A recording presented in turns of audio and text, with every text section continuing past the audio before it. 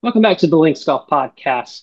I am digital editor Al Lunsford for Links, and joined by Joe Passoff as always. Joe, we must have been hungry when we had the idea for today's podcast because we're talking about one of my favorite cuisines, possibly yours. We'll find out: barbecue and golf. So we're going to cover our normal 3 and 3. If you're familiar with the Links Golf Podcast, I'll do 3 spots. Joe will do 3 spots. Destinations for great barbecue and somewhere to play golf nearby. When you're after you fill your stomach, or as a means to make yourself hungry. That's what we're going to do today. Uh, Joe, barbecue. Your thoughts? Well, Al, yeah, of course, barbecue registers with me in a very major way. But I mean, the truth is uh, that that when I looked at the PGA Tour schedule and again saw that August 7th through the 10th, the annual FedEx St. Jude Championship in Memphis at the TPC Southwind, um, I cannot help but think barbecue anytime I see the word Memphis. And I can tell you that this might be the only time in my whole life, maybe 22, 23 years ago, I literally planned a trip around barbecue, around a food, and that was going to Memphis. Now, mind you, I had a goal in those days of wanting to play golf in all 50 states, and I had not played yet in Tennessee and had not played in Arkansas, had not played in Mississippi. Correct that. I had played in Tennessee, but Memphis being so close to Mississippi and Arkansas, I thought, let's go to Memphis. I can try out the fabulous barbecue scene. And my wife wanted to see Graceland and where Elvis hung and all the rest. Anyway, it was a solid trip, especially for the barbecue. So that I think is what prompted this idea because you and I are pretty well traveled at this point, and we generally find something good to eat everywhere we go. But in particular, barbecue seems to stick out as a summer food, as a summer event. Uh, and that's I think where we wound up with this topic. So kind of exploring the notion of where do you go to find great barbecue and where can you play golf when you're looking for that great barbecue? Yeah, it's funny you say you took a trip to that was specific for going for the food and the barbecue. I did the same thing. If you recall, last year uh, in South Carolina, we did a road trip that was themed on golf and barbecue in the Palmetto State. So that's something I have experience with as well. I'm going to talk a little bit about that today too, as it relates to one of my destinations. We're going to clump together um, a couple of states. So that should give you a great hint as to what those 2 states would be. But before we do that, Joe, maybe you've traveled somewhere else to discover the great cuisine and the culinary offerings and play some golf, whether or not that was the main draw or not. We had a great article that was written, maybe it was, I think it was around the Open at St. Andrews, about unique Scottish foods to try on your trip if you're booking a trip to Scotland. Um, and if you are booking that trip, whether it's to play golf or to eat or all of the above, you should do so with Perry Golf, who is sponsoring this season of the Links Golf Podcast. They'll take you from St. Andrews to Royal County down, but not just the British Isles and not just the places that everyone knows about, although that's very popular. That should be explored with them. But how about South Africa, Argentina, Japan? I mean, some of these really under the radar, far flung destination golf countries and regions. Perry Golf can take you to all those places. They've been doing it for 40 years. Um, they will take care of everything, the itinerary, uh, whether it's a tour, a small group tour, a cruise that will, bang, bang, bang, check off a bunch of these spots, or make your own custom tour that's not part of their itinerary. Perry Golf can do everything. They can plan it for you and help you create memories that last a lifetime. So visit perrygolf.com, Perry golf.com. Discover where golf will take you. They'll help you with every step along the way. Thanks to our friends at Perry Golf for sponsoring this season as well. Maybe there's some barbecue spots overseas that I don't know about. It seems to be traditionally sort of this American thing, but I don't know. Have you had barbecue outside of the United States, like to, like a what we think of as barbecue? I guess. Yeah, I mean, you know, as you were talking about our friends at Perry Golf and the places they take you, I know that Argentina is big on beef. Uh, I mean, they have some great wines actually down there, and some wonderful beef. I'm just trying to think in my time that I spent there, was there something akin to a barbecue or an actual barbecue, or was it just celebrating great meat at the dinner table for what it is? So maybe as we talk today, I'll think about some other possible barbecue adventures on farther shores. But Lord knows there's plenty to talk about on our shores when it comes to barbecue. There's also that whole notion of like, what some people call a barbecue, other people call grilling out, or using the term barbecue is sort of flexible in that way too. But um, I think we're talking today more about like the style of food, so your porks and your chickens, beef and sausage, that kind of thing. Um, we're not going to get into any shrimp on the Barbie here unless I don't know something that you're going to unveil later. But we have a nice list of all places in our great country and barbecue spots. So uh, we mentioned Memphis, Joe, TPC Southwind, and the players getting a crack at that for the first leg of the FedEx Cup playoffs. So let's start with Memphis. I think that's a great place to go first. Well, that was the first place I thought about for barbecue, although ultimately it's not highest on the list in terms of what many people think about barbecue havens, but it's right up there. If it's not one, it's 1A. And so yeah, I did a trip a few years back and then have renewed acquaintances. Things change, restaurants close, and so forth. But the old stables in Memphis are alive and well. And what I'll start with are the places to eat, and then mention a couple of golf courses to play. I mean, after all, you're there to play some golf and also dine and feast on barbecue. So, Yeah, and um, I've got something here too. I reached out to a an expert on the ground, a guy I know from Memphis for a couple of spots. So let's see if you have the same things he'll say. okay, and that is going to be part of the fun of this exercise is folks with rabid disagreements and clear favorites and oh, how could you like that? It's the same when you go to Philadelphia and you talk cheesesteaks.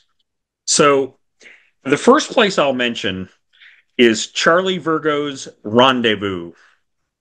And that is one of Memphis's staples, an absolute all-time classic.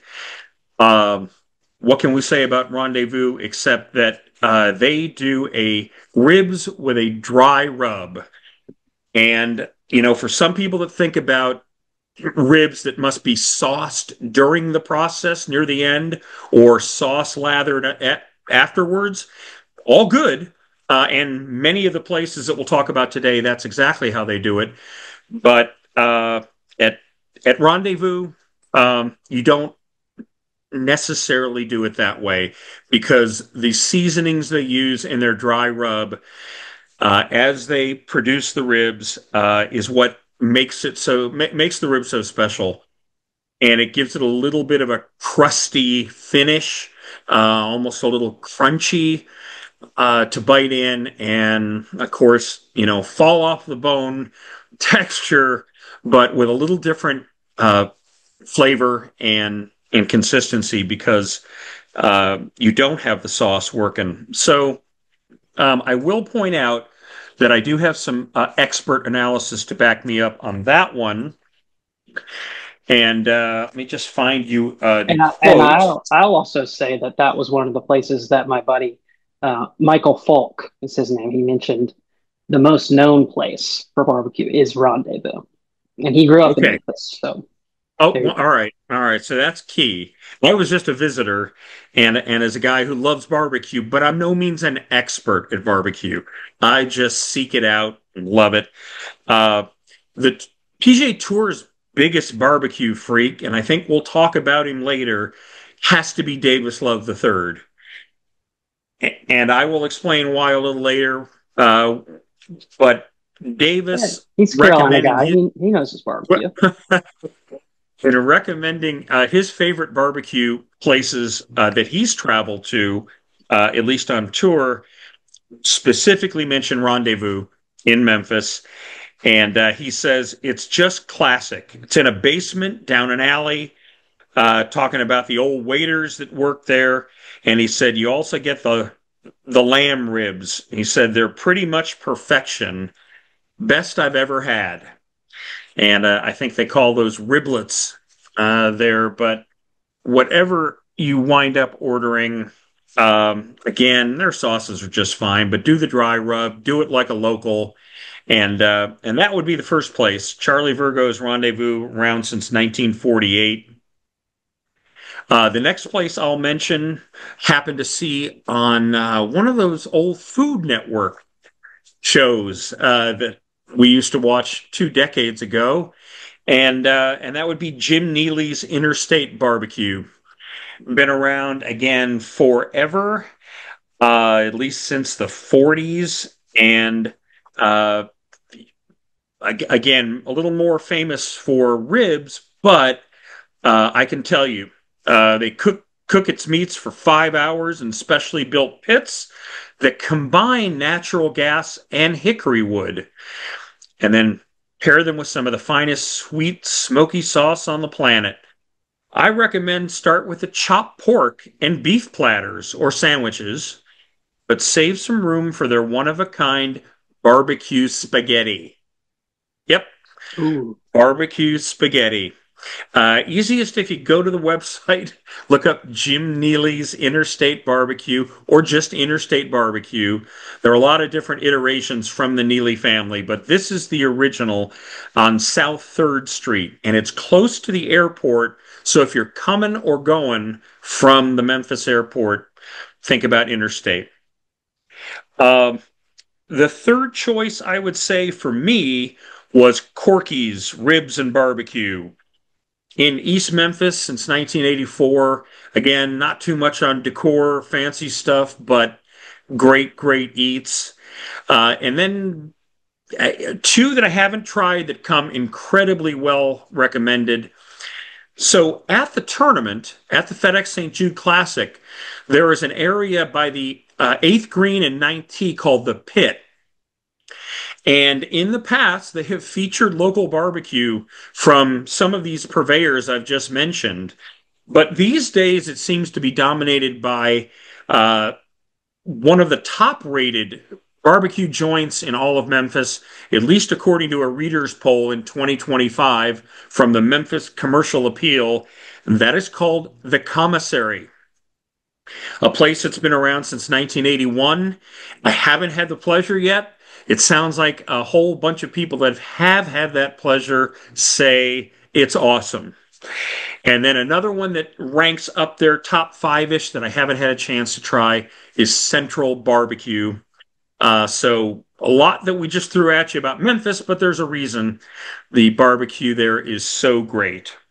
Al, I can let you counter with where to eat, or you can let me talk about the golf courses.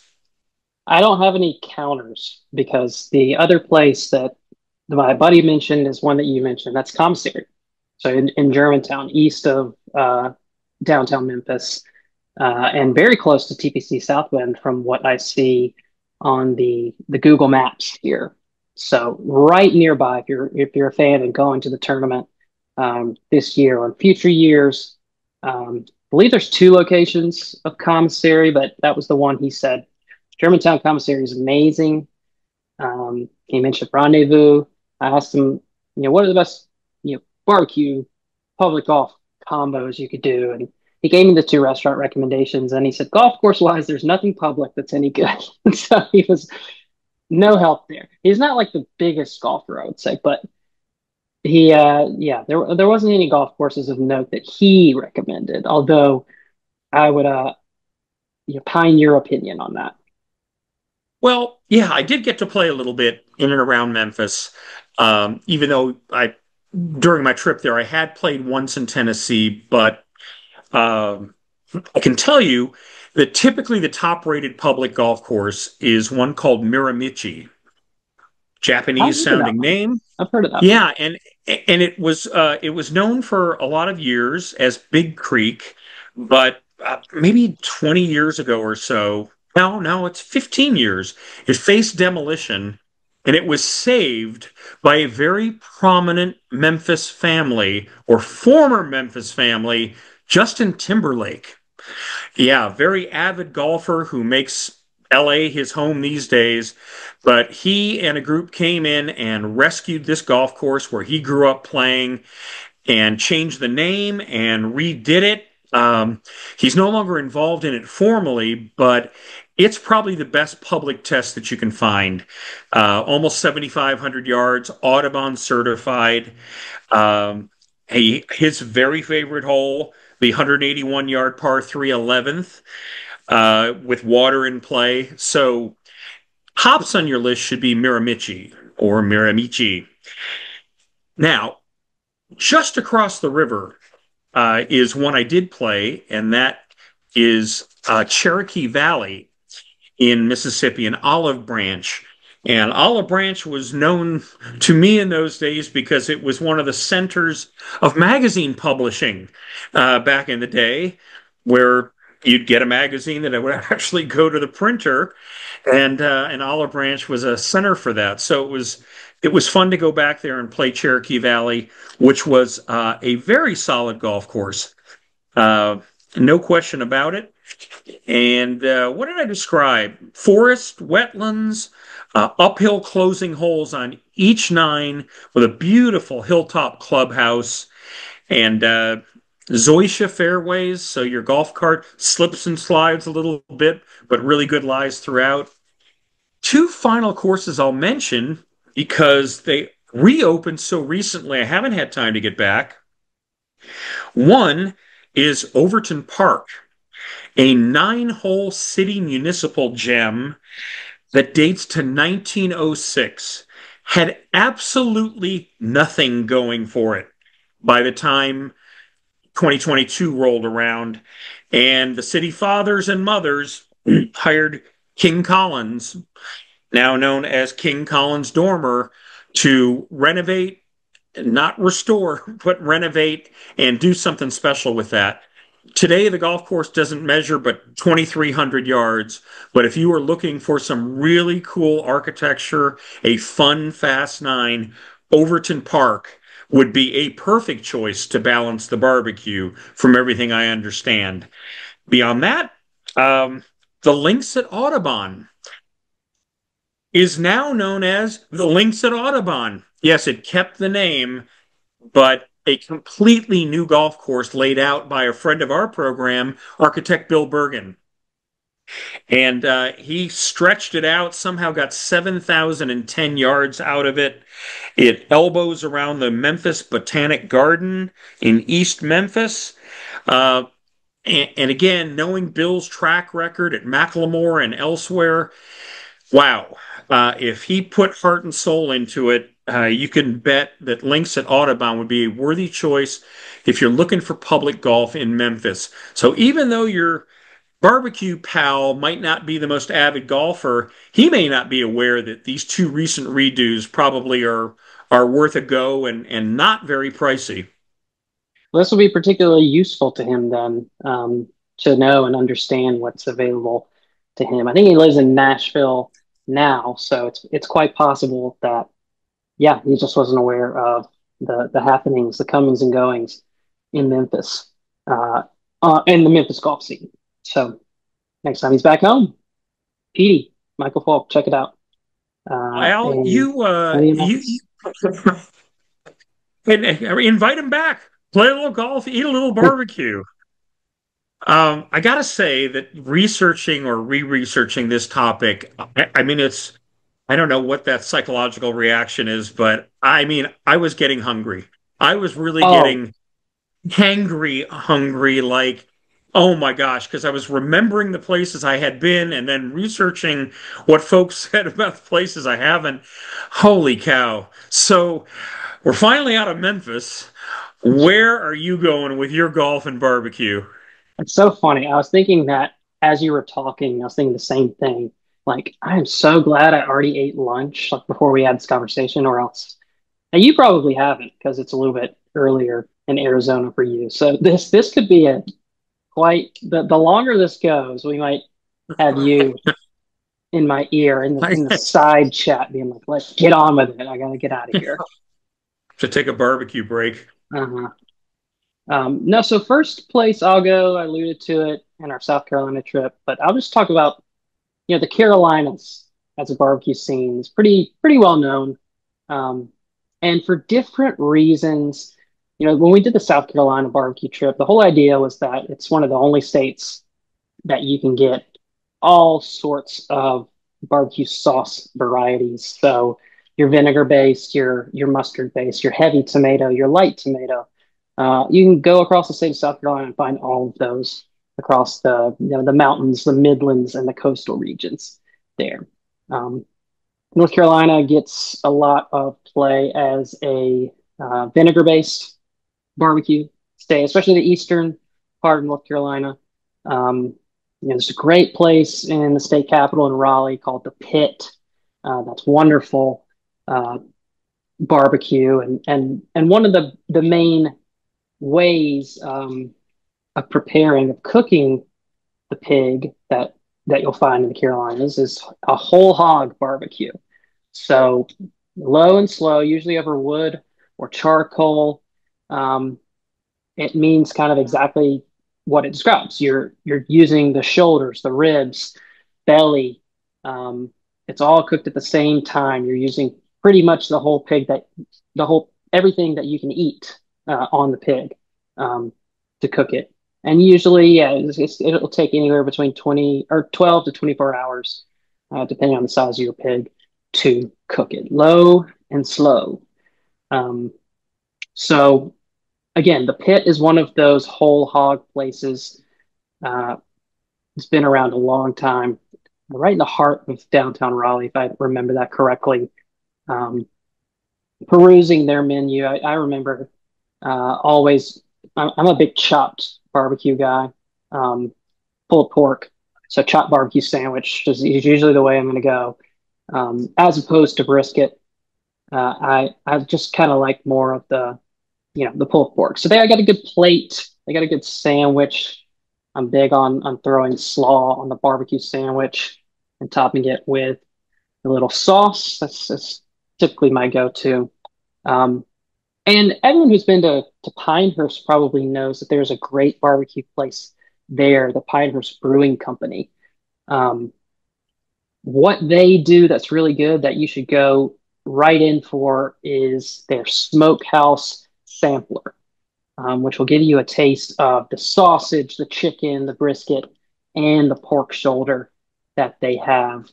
Look on their menu online, only 26 bucks to try all those good things. And they do a wonderful, wonderful job um, smoking the meats on site with high quality oak and hickory woods. Great place for a beer, great place for some really good barbecue, as you're playing any of those great Pinehurst courses. South Carolina, one of the highlights for me was going down to Charleston. And yeah, of course, everyone knows the high quality golf that's in that area, being that Kiowa is right there, being that Wild Dunes is very close by. But I got to tell you, the most fun I had playing golf, and this was on the trip, was at Charleston Municipal Golf Course, which received a redo in recent years, a few years back now. Um, Installing some golden age elements. So it's sort of I think the way that one of our writers, Eric Matuszewski, referred to it was it has a Redan you can play in blue jeans. And you're not going to get that very often. Um, Muni, their rates right now are still extremely affordable for a non-resident. You can walk um, any day of the week for $68. If you're going to ride, it's 90. So it's under $100. And I think those rates have gone up and up because of how popular it is to play this golf course. That's right there, just outside the heart of the city, but downtown views, um, Redan, Punch Bowl, thumbprint greens, a lot of quirky architecture out there that the common man is enjoying playing at Charleston Muni.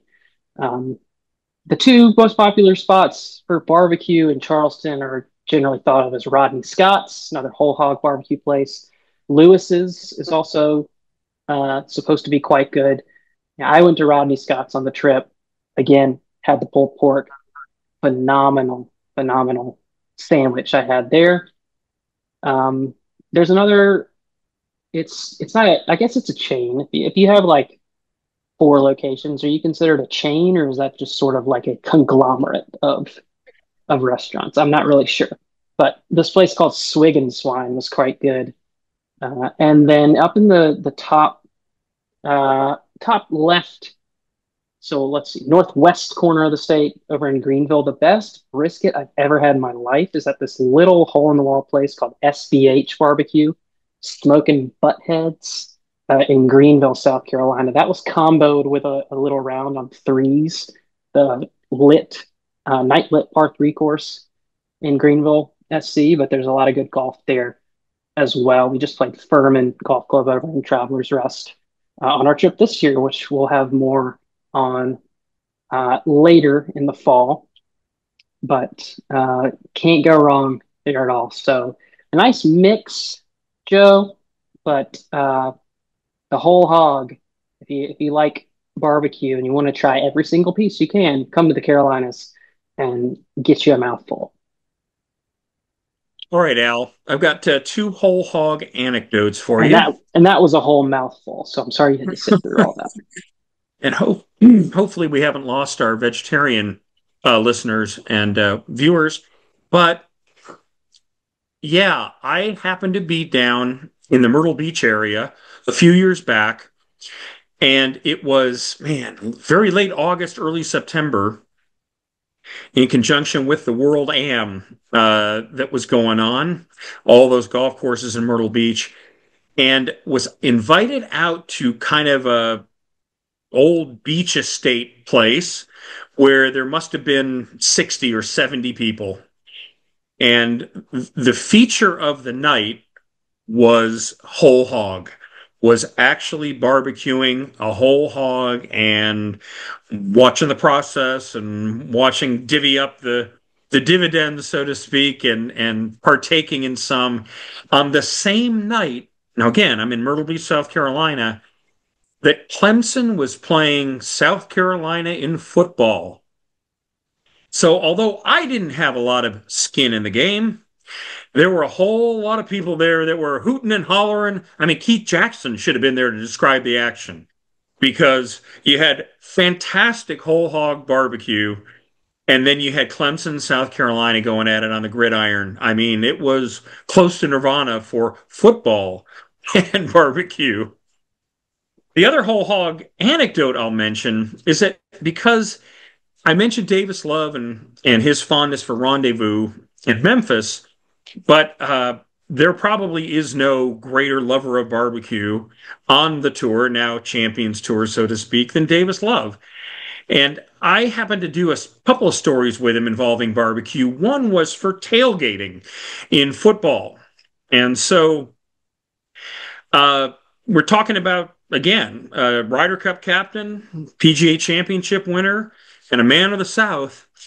Uh, he, I could have researched this ahead of time. He was at least part owner of the popular Southern Soul Barbecue in St. Simons Island, Georgia, which, of course, when the RSM Classic takes place at Sea Island, Southern Soul Barbecue gets a lot of action. And he's such a devoted fanatic of grilling and smoking meats that his gift, if few of you remember, to his 2016 Ryder Cup players was a Lang barbecue smoker, each customized with the Ryder Cup logo. Slow cooking is by smoking is Love's specialty, though he's quick to credit fellow Q connoisseur Stuart Sink for inspiring him. And when he removes his visor, puts his chef's hat on, here's Davis Love on Cooking with Fire and Smoke. His smoker of choice and grill at that point was a Lang barbecue smoker cooker, 108-inch barrel. He said to me, "You can go as small as a 36-inch unit." He said, "But I've got the big boy, one that you can use commercially or in competitions. It'll take a 250-pound whole pig." So there is another whole hog story. Davis Love very proud of the size of his Lang barbecue smoker cooker. And finally, I'll finish with Davis. I asked him his favorite game day meats that he would prepare at a tailgate: chicken thighs, smoked sausages, and Boston butts, or in other words, pulled pork. And his specialty of the house was boneless chicken thigh sandwiches with Lolly's Alabama white barbecue sauce and pickled onions. And then he described exactly what you need to make that and how you do it and how long you cook for. But it was the addition of not a red sauce or yellow sauce, but Lolly's Alabama white barbecue sauce made with 1 cup of Duke's mayonnaise. Oh So, yeah. Al, I think I've touched a nerve with you, huh?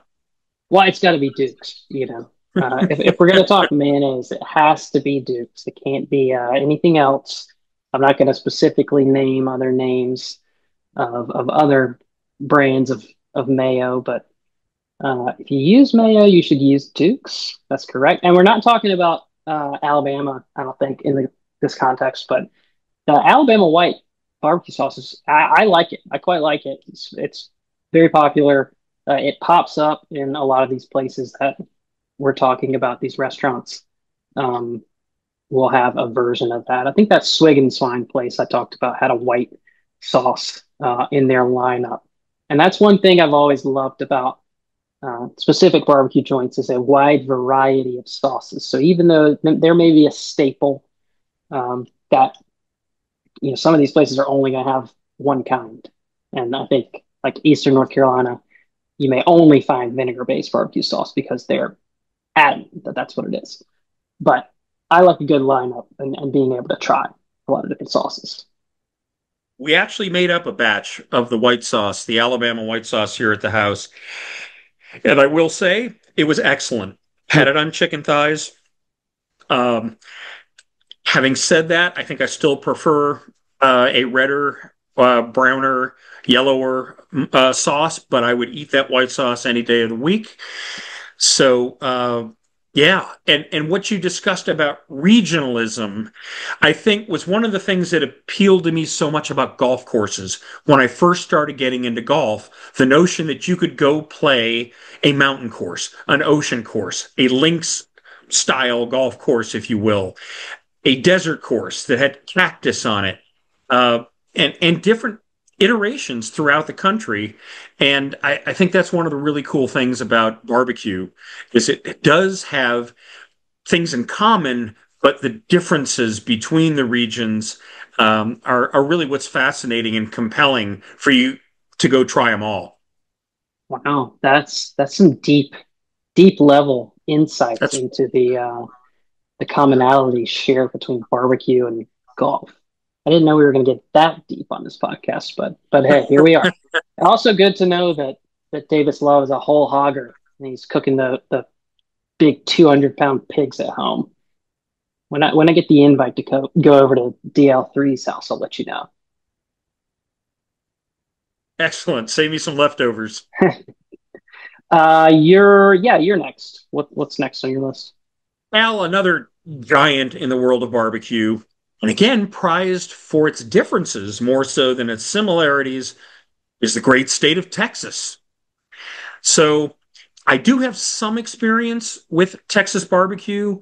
Maybe not as much at one fell swoop as I did with Memphis, but I have enjoyed Texas and its barbecues. So, what do you say? I mean, they are legendary in that part of the country as well. I kind of have two major stops there, even though you could go find quality barbecue in any of Texas's big cities and a whole bunch of little tiny cities too. But I think where you start is Austin, which is famous for all kinds of stuff. Uh, yeah, no question about that. But um, with Austin, you've got music, you've got the government there. Let me find what I wanted to find, and because it's something fun. Oh, there it is. So, um, great anecdote about Austin barbecue is that you got a couple of heavy favorites down there, but maybe no one more prominent in golf circles than Salt Lick Barbecue. It's got two locations, but they're not far from each other in Austin. And the one you got to try first and foremost, the Salt Lick Barbecue in Driftwood. That's the 1967 original. And how good is this barbecue and revered by Texans? Well, okay. I haven't been there. The From everything I've read, the brisket is remarkable. And of course, Texas is famous for brisket, as well as beef ribs, as opposed to pork ribs. But you can get it all. That's just what they're known for. So the brisket is remarkable. The ribs are even better. And then for some reason, I wrote, no matter what diet you've committed to, you have to try the blackberry cobbler with vanilla ice cream for dessert. But that's okay. It's assuming you got room for it. Um, when Ben Crenshaw served the Masters Champions dinner as defending champ in 1996, he had it catered from Salt Lick. Jordan Spieth did the same thing in 2016. So if you're into golf and barbecue, Salt Lick Barbecue in Austin, you gotta start right there with that. Grace. Uh, no question about it. In Austin, I mean, a lot of very well-known places to play, and among them, of course, leading the way, the Omni Barton Creek Resort. Four great golf courses, two of them uh, designed by Tom Fazio, the Fazio Canyons, which is seemingly in everybody's top 100 courses you can play. Fazio Foothills, another great design. They've got a Coeur Crenshaw layout, and then the Arnold Palmer Lakeside. Uh, Big improvements in recent years from Omni in both of those. So, a lot of extra reasons to go check out Omni Barton Creek. Horseshoe Bay Resort ranks right up there in terms of its age and stature. Robert Trent Jones Jr. did the first course there on behalf of his dad. His dad did the next two courses. There's an incredible putting course at Horseshoe Bay and all kinds of amazing amenities. Um, so that is something you want to do as well, whether it's Omni Barton Creek or Horseshoe Bay. And then I will say in the Austin area, another one that came highly recommended because it was so close for starters to Salt Lake Barbecue was Gray Rocks Golf Course, Mm. and that was designed by Jay Morrish. So affordable, fun. Jay Morrish usually did just that combination of enjoyable golf for all levels. That's what I've got for you in Austin, Al. Um, now you can either respond to that or let me do Dallas, and then yeah. Oh, I guess if you're gonna go Dallas, I can wait because I've been like my Texas barbecue experience was I can't remember. It was like when I was with the LPGA, like 2016, 18. uh, area. I visited Dallas, specifically Irving and Las Colinas Country Club, um, for the LPGA event there in Texas. And I'm pretty sure I was trying to look this up because we went to a really, really great barbecue place. And I couldn't remember what it was. I think this looks like it could be it's pretty nearby. Um, Shoals Smokehouse was the name of this place. And it was kind of like your bare bones, like aluminum plate with a piece of wax paper, and they slap on uh, your brisket or whatever you ordered, little side of pickled vegetables and slaws and um, big piece of toast, Texas toast, along with your sauce. I just that place was amazing. Um, I'm sure there are tons of others. That is the one that I went to, and I don't know if that makes your Dallas list. I mean, there's gotta be like Exactly. I mean, where so do you many start? places. Yeah. The one I will recommend in Dallas, and again, I believe there are others, but the if you like to say pecan or pecan, the Pecan Lodge, again, a solid favorite throughout Dallas, throughout Texas since I think they started in 2010. When I dined there, I was staying in the Las Colinas area in Irving, and we went to the Deep Ellum neighborhood of Dallas and set up an incredible barbecue at the Pecan Lodge. And oh my goodness, I was with a food and golf writer from Dallas. So he knew the owners very well. I was able to feast like seldom before or since. And man, something there called the Trough.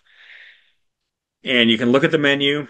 Includes one beef rib, pound of pork ribs, pound of brisket, half a pound of pulled pork, and three sausage links. So how does that sound? Now it's not for one person; it's for your foursome. But if you're really hungry, yeah, okay, go to town and take the rest of it home. Called the Trough. But that really registered with me. There's two other golf course properties that made an influence on me from the barbecue standpoint. One was Cowboys Golf Club in Grapevine, which was the only golf course named and themed for a major sports team, of course, the Dallas Cowboys. And they had all kinds of memorabilia all over the place, including golf carts that were dedicated with famous Dallas Cowboy numbers, jersey numbers, and so forth, and a very good golf course. Now, the golf course is closed through October for renovations, green complexes, bunkers.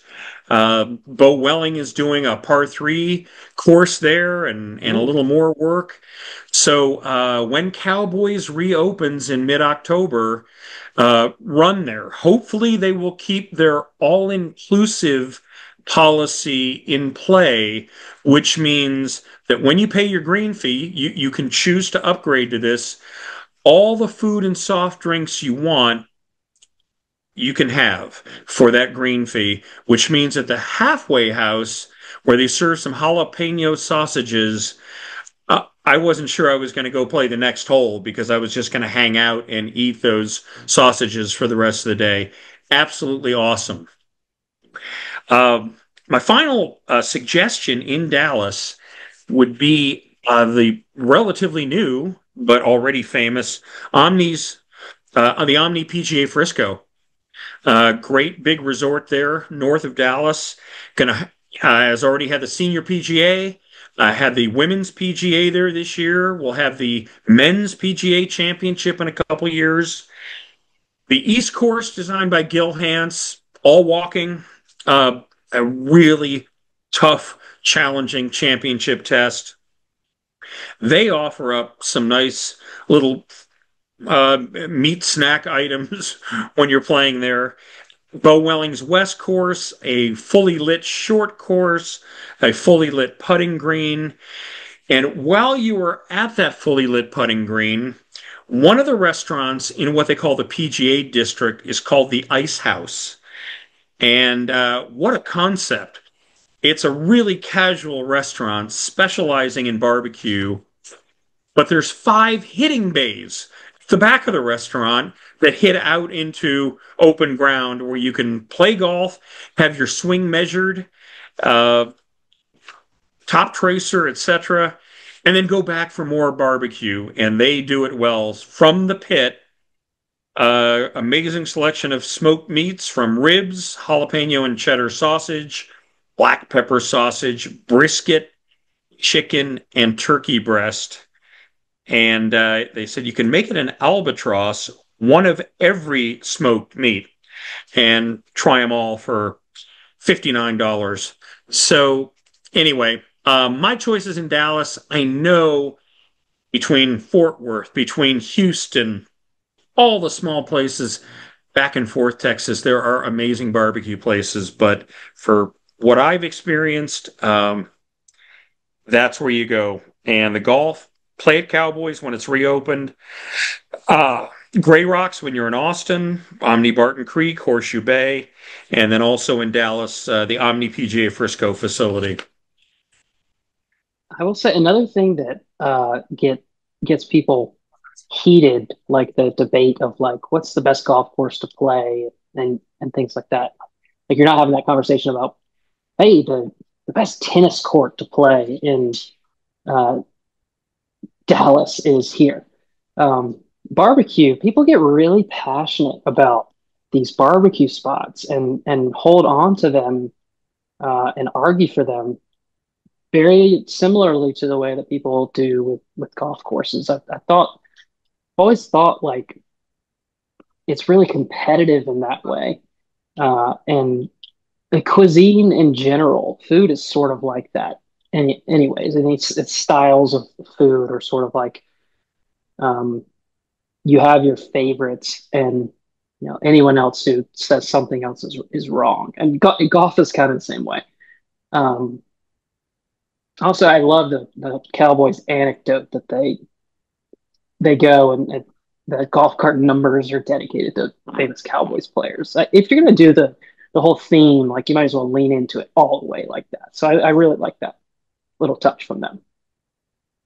I think it's fun as a differentiator. And of Yeah. course, in the same general area, the Texas Rangers did that with Oh a yeah, that's right. reimagined golf course. So, um, curious as to why it hasn't taken a little more hold in places. But Hmm. of course, golf's popularity has been booming since the pandemic. So, I thought it was a great gimmick. Yeah, I don't know. Like the Dallas Stars golf course doesn't have the same cachet as the Cowboys, I would say. But Fair enough. But I yeah. bet you in Toronto or Montreal well, we'll see. Okay, so next place I'm going to go, not somewhere I personally have a lot of experience. I've experienced visiting and eating, but not playing golf. So I did consult another expert, boots on the ground in Louisiana, specifically New Orleans. I have a friend, Jordan Smith, who lives in New Orleans. Not the Jordan Smith that is a professional golfer whose name always pops up around the Open Championship when the Brits get more players involved, but um, this guy that lives in NOLA. So I reached out to him again.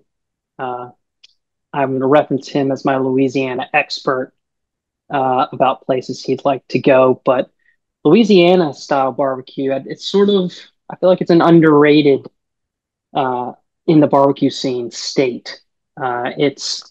There's a difference there because you have those traditional elements. You're close to Texas, so you got the smokehouse flavors there, but your Cajun, your Creole influence is highly involved in Louisiana, and that takes its form by inserting, seafood a lot of the time. Their specialty sausages. I'm a huge, huge fan of boudin sausage. I'm told you're not supposed to ask what is in the boudin sausage because it's sort of like a hot dog. You're best off not knowing, but it's delicious and sweet, and it's packed with rice and pork and spices. That's just sort of a broad um, overview of what's in the boudin. But andouille sausage, these different Yes. styles that you're going to find in the Louisiana uh, barbecue scene, those sort of make their way into the equation. Gumbos, um, things of that nature. So, my guy in New Orleans, again, I say, what's the best barbecue spot and golf course combination in New Orleans?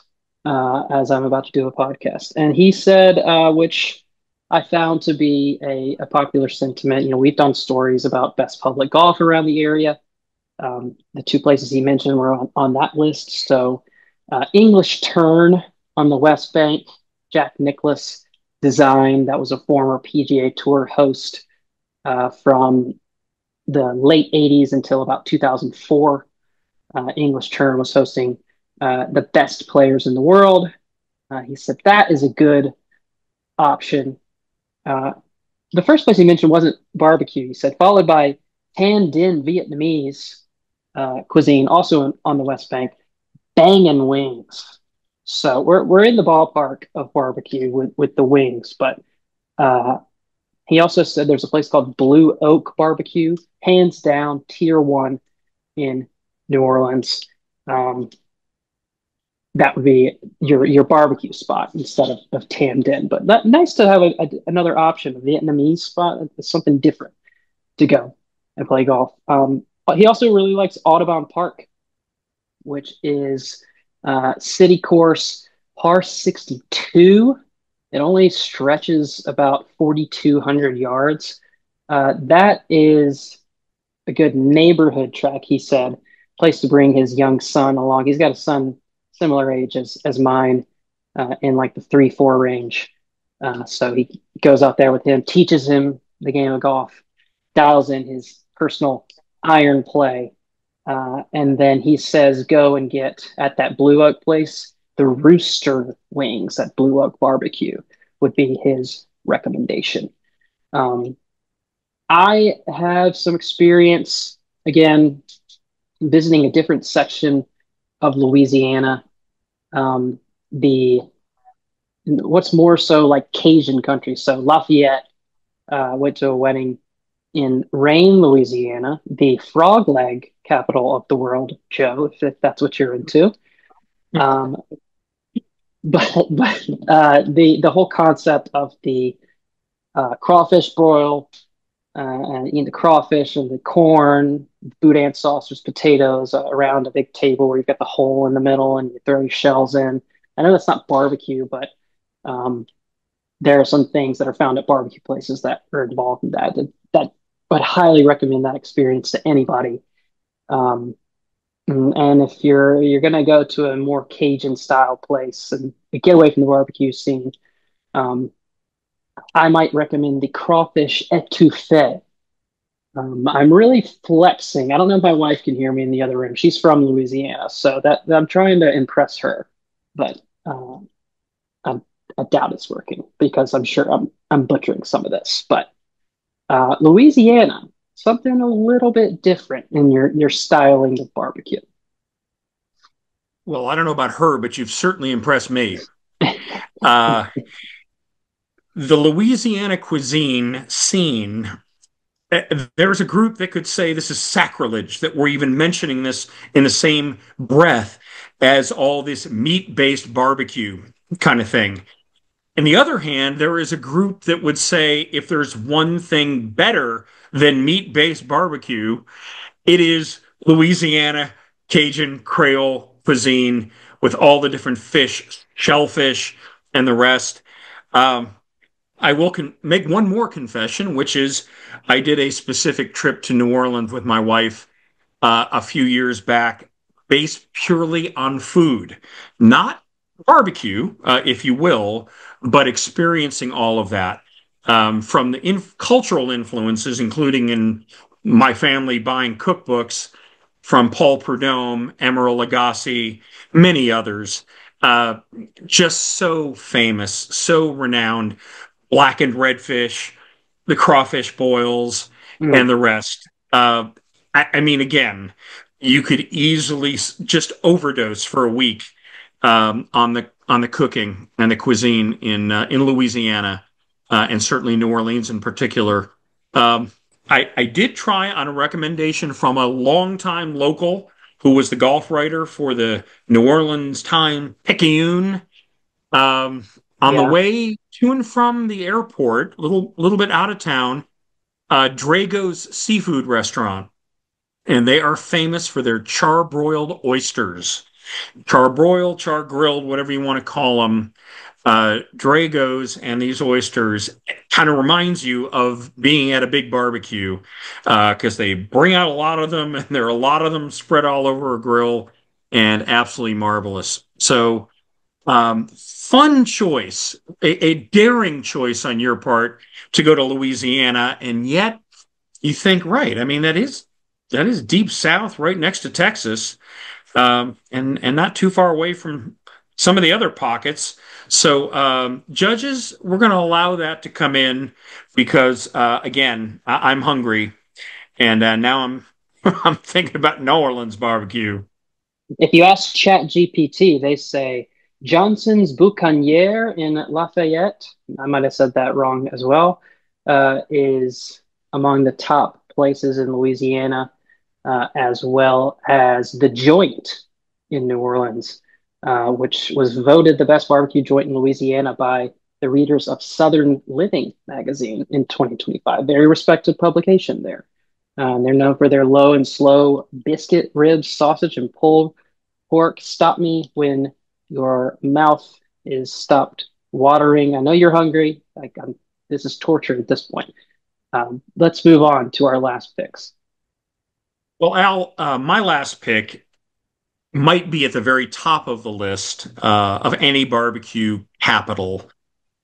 But incredibly, it's an aspirational pick for me, and that is Kansas City. Whether it's Kansas City, Kansas, or Kansas City, Missouri, it's Kansas City. Kansas City, here I come. I've been saying that for 40 years, and I have not been to Kansas City. As a lover of sports, as a lover of barbecue, it's almost criminal that I have not booked a flight and made my way around to do that circuit.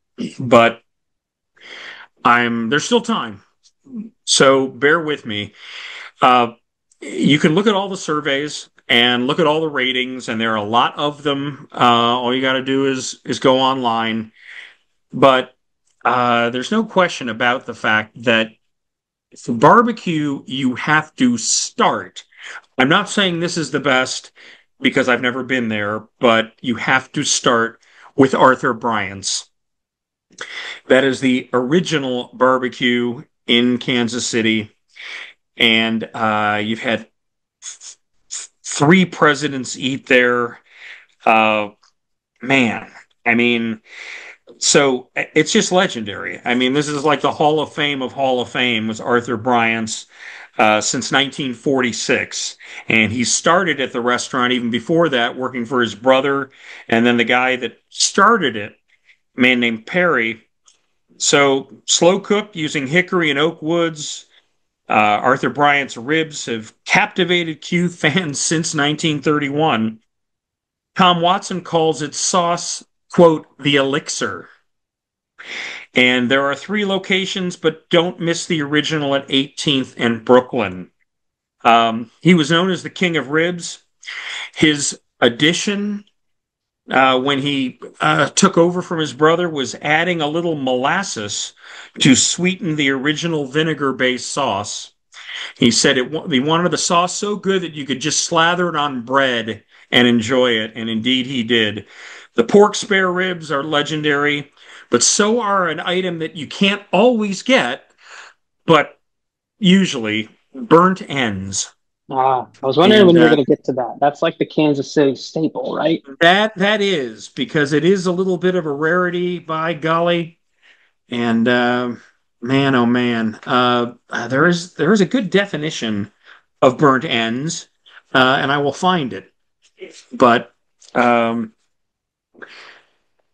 Al, Yeah, it's part of the brisket, right? It's like I mean, It's like the the, pointy end of the brisket. yeah, right.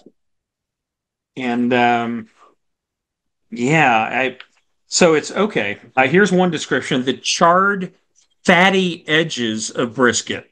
So like all the stuff that's bad for you, that is going to cause both cancer and heart disease, that's what you want.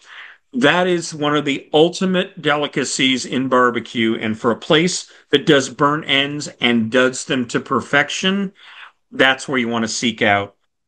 So, big plug for Arthur Bryant's, obviously. Um, there are others and many others that folks rave about in the area. One is called Joe's KC Barbecue, which oddly enough, for its location, was long known as Oklahoma Joe's.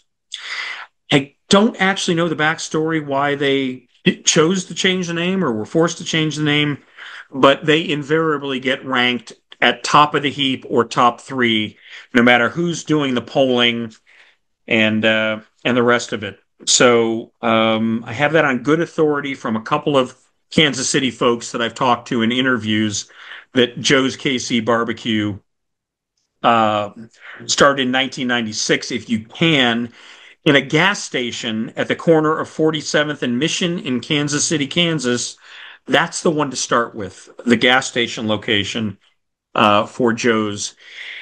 Uh, whether it's a number three or even higher, Jack Stack again ranks very high up there. Hickory smoked meats, maybe there's 11 different kinds on their menu, maybe the most extensive menu in Kansas City. I saw one poll where something called Q39 ranked ahead of all of them. I know nothing about it, but had to mention it in the conversation. Like a couple of other of these destinations we've talked about, there's not a plethora of great golf, great public golf to play in the Kansas City area. Um, I think one I will mention, I mean, there's Iron Horse, Stone Canyon, Shoal Creek, and Tiffany Greens. Iron Horse is one in particular that came highly recommended in Leawood, Kansas, a Michael Herdzon design that zigzags through oaks, lakes, and rock outcroppings. 20 minutes from downtown Kansas City, an hour from Arrowhead Stadium, and a very stern closer, 475-yard par four that plays over a twisting stone line creek. But one course to look out for, folks, when you travel Kansas City to get your barbecue fix, Swope Memorial Golf Course, a municipal layout that was redesigned completely by A.W. Tillinghast in 1934, is currently undergoing a sympathetic restoration by C.E. Golf Design and architecture scholar Ron Witten lending his talents to that. C.E. Golf Design is Todd Clark and Brent Hugo. And as always with an old Muni, so much had just fallen apart. Drainage, irrigation problems, greens losing their size, bunkers having issues. So the city has decided to reinvest, and it's going to be a win, no question, for architecture fans. Grassing at Swope is expected to be completed at the end of August, with an anticipated reopening in spring of 2026. All new infrastructure, whether you're talking about cart paths, all greens, bunkers, tree removal, and everything else. There's going to be a public Tillinghast available, Swope Park in Kansas City. Go eat and play classic golf as of mid 2026. I'm glad you mentioned that one because we had mentioned that back in the Golden Age Publix podcast that we did as well. So if you hadn't already said Sweat Memorial, I was going to toss that in at the end. So kudos to you. You're checking all the boxes. Um, yeah, got to get some of those burnt ends. Meat candy is what I'm seeing is another nickname for the burnt ends. All right, my last Pick for me, something a little bit, like Louisiana, something a little bit off the board when it comes to barbecue. And I want to talk about this as something that everyone should try to experience in their lifetime. If you're able to get to the islands of Hawaii and go and play golf there, or just visit on vacation, we're thinking about our friends in Hawaii this week. Obviously, the news just broke in recent days. There was a big earthquake that uh, issued a tsunami threat to Hawaii. So hopefully they are good there. Um, and there's not too much in the way of destruction and damage and whatnot from that. But uh, Maui specifically is my favorite island in Hawaii, and I've visited the Big Island as well. Um, but Maui was just a lot of fun. And I think probably has the best golf that you can play of any of the islands. That, of course, start that conversation starts with Kapalua and the two courses they have there. The Plantation course, Core and Crenshaw, that everyone knows so well for hosting the Century each year. If you can play that one, that qualifies for me as a bucket list course in the country on the public side. That it's accessible as long as you make the flight over to Hawaii to do so. The Bay course is also very fun at Kapalua. Um, but we're speaking before I get to the rest of the golf there. The style of barbecue I wanted to talk about was is the Kalua pork, and something that is traditionally done in a luau setting. So when I had Kahlua pork, it was at the old Lahaina luau in the small little charming village of Lahaina, near where they do the Maui Invitational each year for college basketball. If you're familiar with that as a listener, but as part of the luau, you're eating again. This is a whole pig cooked in the ground in an underground oven, what's called an emu. So essentially, what they do, they dig a pit, so 2 to 4 feet deep pit, and this all depends on the size of the pig you have. You line the bottom of the pit with volcanic rocks, also known as ili ili, which these hold heat very well without exploding. When rocks get really hot, they tend to explode.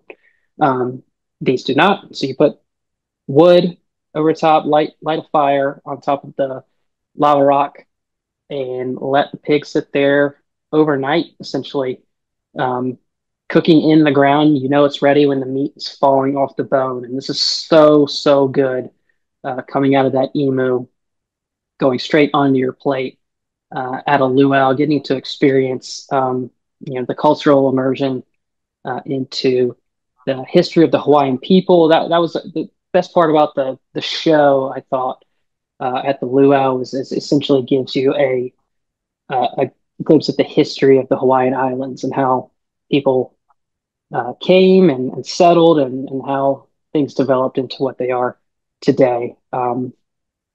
You're sitting in a big circle right on the water in Hawaii. Old Lahaina Luau would be my recommendation to go experience that style of cooking a pig, barbecuing a pig. While you are in Maui, and if you haven't already checked off Kapalua off your list, make sure that's part of it. Nearby in Lahaina, Kanapali, the golf resort there, they have a 36-hole complex. Kanapali golf course is very good. Um, Little 1-2 punch they have there. One is more low, sort of near the coastline. Another one goes sort of up the mountain in Maui. So a nice, diverse mix of 2 holes there. You've got Wailea, which is on a different part of the island. 3 golf courses: Gold, Emerald, and Blue. Blue was I think, the first golf course on Maui. So it's been there a long time, and sort of enveloped and has developed into a broader golf resort. The Gold and Emerald courses, extremely fun. Emerald, I think we covered that one in the RTJ Junior courses conversation on the podcast that we did. So known, world renowned for its beauty, um, and the floral displays on that golf course. Another one that I just want to throw out there, kind of in the near the airport, so maybe on your way out of town or right off the plane, you want to get around in a course called the Dunes at Maui Lani.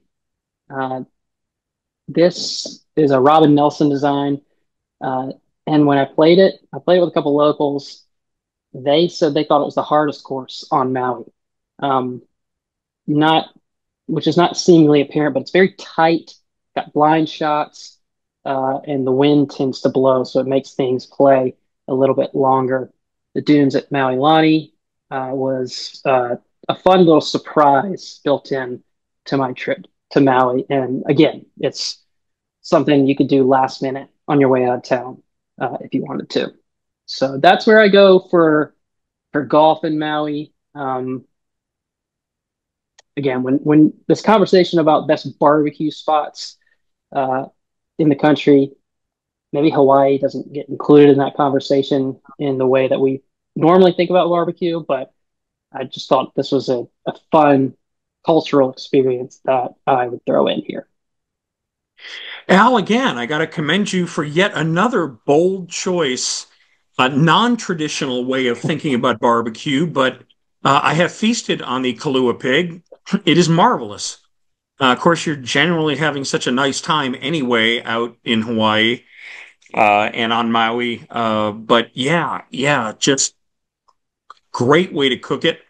Bring it up from the underground pit, and it's tender and sweet and flavorful, and all of those fun things that I got to hand it to you. I mean, that qualifies for me. Now, as everybody knows, I mean, Old Town Lahaina, unfortunately, mostly burned to the ground a couple of years ago in those tragic fires.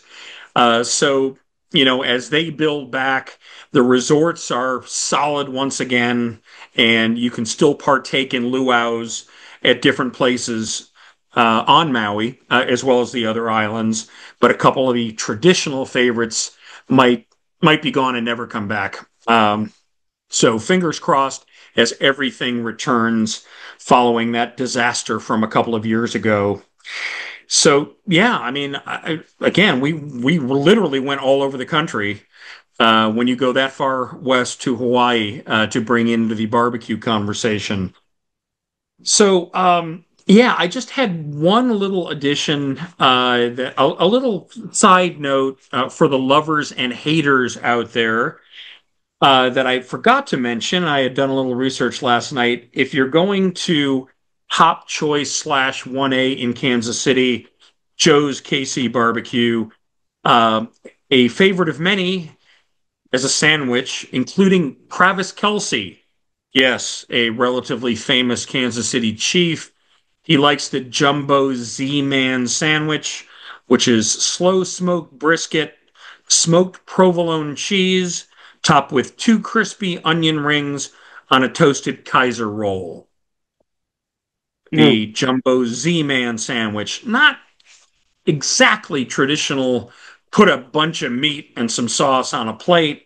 But as sandwiches go, there is brisket in it. And hey, Travis Kelsey, thank you for sharing that particular favorite at Joe's Casey Barbecue. Okay, well, I don't have anything else to add unless you wanted to. I spoke to my hometown. Is how's the Phoenix barbecue? Yeah, Phoenix, I always felt should have been better. I mean, it's kind of a Western town, meat oriented, although a big Southwest Native American influence. And even now, as Phoenix has grown so dramatically over the last 4 or 5 decades, my personal favorite is an old timer here called Honey Bears Mm, uh, on okay. on Van Buren, not too far from the airport. Motto: You don't need no teeth to eat our meat. And yes, it is good stuff. I'm a big fan of the hot link there. You can do it Carolina. I mean, like Cajun style, Louisiana, or otherwise, but it's basically a beef smoked sausage that's spiced up pretty good. Looks like a hot dog, but that is my favorite there. And then the top ranked barbecue place in Phoenix is called Little Miss Barbecue, which came on the scene, I don't know, 10, 15 years ago. Lines wrapped around the building. There are some other quality barbecue places that have sprung up. I mean, the place has grown so much, but certainly I'd start with Little Miss Barbecue and Honey Bears. And I know this podcast is coming out after the Wyndham is over, but if you're in Greensboro, Stamey's Barbecue, that's where I'll steer you. Great red slaw they have at Stamey's, and yeah, can't go wrong. I can tell you, I wrote about that years ago. Uh, there you go, just southwest of Greensboro. And it is what, 85 years old, Oh 90 yeah, years old. yeah, it's And been a long time. so there you go. My Good mom is deal, from Al. Greensboro. She talked about going to Stamey's when she grew up. So yeah, glad we have the Joe pass off seal of approval on Stamey's. I'm expecting an advertising deal from them any minute. Free barbecue sandwiches for the show. That would be top notch. I'll be in touch with somebody on that. I will reach through this screen and grab one because it just sounds that good. All right, go get lunch. Maybe have some of your favorite Arizona style barbecue, or not, but fun conversation. Let's tee up another food and golf combo. I think that's a fun topic. I don't know where else we can really realistically go with it. That's so broad, like it is that we did here. But seafood, maybe, Well, perhaps. let let's work on that. Okay, Yeah, let's yeah. work up This was a another fun appetite. fun topic to relive and research.